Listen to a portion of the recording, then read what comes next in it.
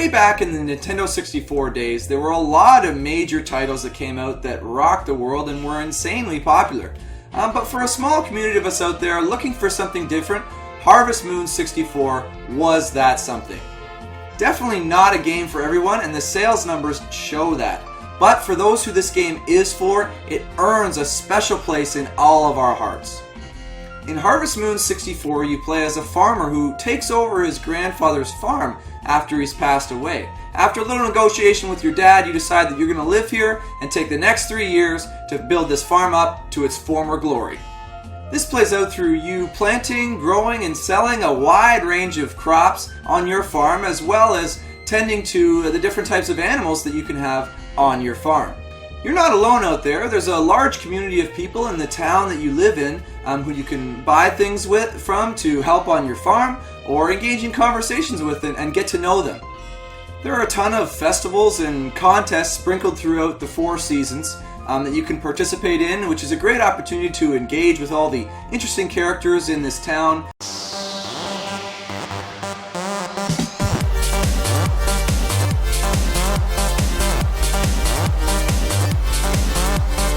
As well as earn some extra bonuses for your farm. For example, if you win the cow contest, then your cow will have the best quality milk that it can produce, and other bonuses like that. If you choose, there are 5 eligible bachelorettes that you can try to woo and marry in Harvest Moon 64. Those are Ellie, Anne, Mary, Karen, and Potpourri. For some reason, when I was a kid, Potpourri was always my favorite. I don't know, something about the pink hair really got me going. But when I look back at it as an adult now, how old does this girl look? She looks like she's 5 years old. At the end of your 3rd summer, your dad will come back in from the big city to grill all the townspeople about how well you've been doing on your new farm. If you've worked hard and done well and sold a lot of crops and got married and have kids and are friends with a ton of the village people, this is no problem. They'll sing your praises. But if you sat on your ass or just skipped through a bunch of seasons like I did, your dad will tell you how shitty you've been doing and he'll want you to come home. Other than trying to get a good evaluation from your dad at the end of your 3rd summer, there's no real goal in Harvest Moon 64. The closest thing to a goal that I thought was trying to fill up my photo album. This was a reminder of all the different moments that you can have in Harvest Moon. These included things like getting married, having kids, winning certain festivals, accomplishing certain upgrades. Basically, it gave you a sense of accomplishment for having gone through each of these moments on your journey. Now, if you haven't figured it out already, I am a huge fan of this game, and this occupied a lot of hours of my childhood. But now that I look back, there are quite a few problems with the game. The controls don't quite work that well. With the grid system on your farm, trying to line up exactly where you're supposed to be hoeing or watering, you can often miss the exact tile that you're looking for, which is incredibly frustrating. As well, trying to line up when giving somebody something, you touch the same button to give someone something as you do to throw something on the ground. So often you'll have something valuable in your hands that maybe you want to give to somebody or to sell, and if you just don't line it up properly, you'll throw it on the ground and destroy it forever.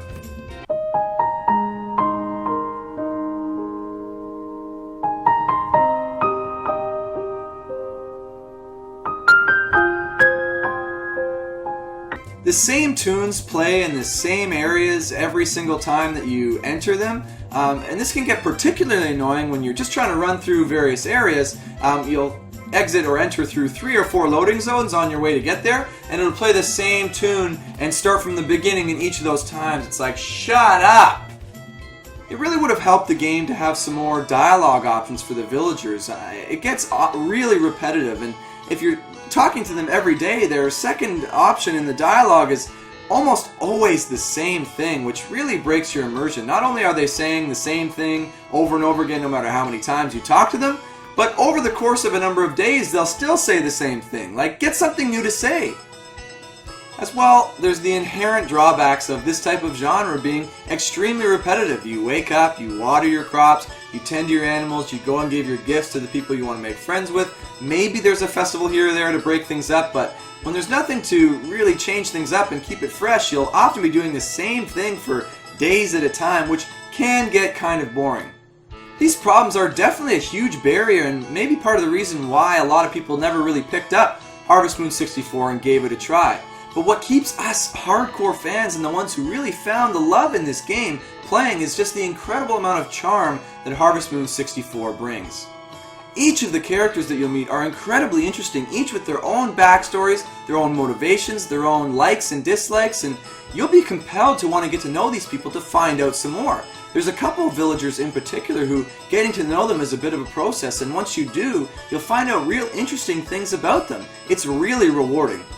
On the journey to get married in Harvest Moon 64, there's a bunch of compelling events that are sprinkled throughout that almost serve as rewards for reaching a new level of affection with one of the bachelorettes. These events, hard events, really fit well with these individual characters. Like, for example, with Karen, you'll get stuck in the wine cellar and you'll have to escape. It's not just befriending your love interest that can be rewarding, but befriending some of the other villagers can cause them to get married and them to have kids, which is just a new level of depth to the social aspects of this game. It's really fun to see the other villagers' relationships develop and grow and see them walking around with their kids and talk to them about it. It's a lot of fun. As well, Harvest Moon 64 deals with some pretty mature themes. The vineyard is always in threat of being closed down, and Karen might leave town forever if you don't pay enough attention or make the right moves. As well, there's another villager who will pass away of old age if you don't, befriend them or make the right moves again.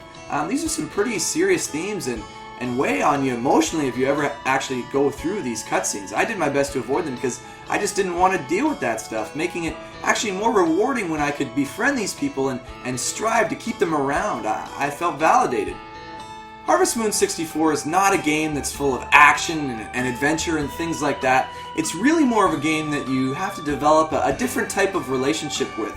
Investing and getting to know these characters and really appreciating the rewards in terms of story and additions to your farm that you get out of the time you put into it. If that doesn't sound like you, then I would definitely stay away from Harvest Moon 64. It takes a particular type of person to really get the most out of these types of games. And that's why the people who do play these games love them so much, because it gives exactly what these types of gamers really appreciate out of their video games. And for that reason, my final verdict for Harvest Moon 64 is an 8 out of 10. A great game.